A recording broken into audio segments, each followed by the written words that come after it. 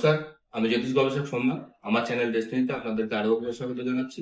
জ্যোতিষ সংক্রান্ত আবার একটি তথ্যমূলক ভিডিও নিয়ে আপনাদের সামনে উপস্থিত হলাম। আজকের ভিডিওতে আলোচনা করব যাদের ড্রাইভার অথবা কন্ডাক্টর অথবা মূলাঙ্ক এবং ভাগ্যাঙ্ক 7, 8, 9 হবে, তাদের মধ্যে কি ধরনের বৈশিষ্ট্য আমরা দেখতে পারি। 7 হচ্ছে কেতুর সংখ্যা, তাহলে এই কেতু হচ্ছে আধ্যাত্মিকতার কারক গ্রহ। তাহলে এরা কিন্তু কিছুটা, যাদের ড্রাইভার অথবা কন্ডাক্টর 7 হয়, তারা কিন্তু কিছুটা আধ্যাত্মিক হয়।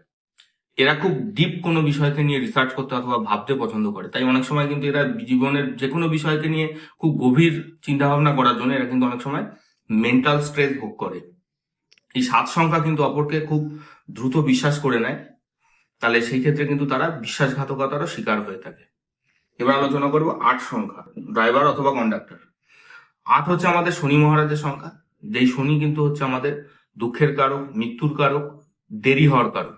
এই 8 সংখ্যা যাদেরই ড্রাইভার অথবা কন্ডাক্টর হয়, এদের জীবনে কিন্তু অল্প বেশি সব কাজে বাধা আসে, সব কাজে একটু দেরি হয়, কিন্তু এদের মধ্যেও রাগজেদ প্রবল দেখা যায় এবং এরা নিজের মতটাকেই সবসময় বেশি গুরুত্ব দেয়। এরা লোকের মত মানতে চায় না, তার জন্য কিন্তু এদের জীবনে অনেক ধরনের সমস্যা দেখতে পাওয়া যায়। 9 সংখ্যাটি হচ্ছে মঙ্গলের সংখ্যা।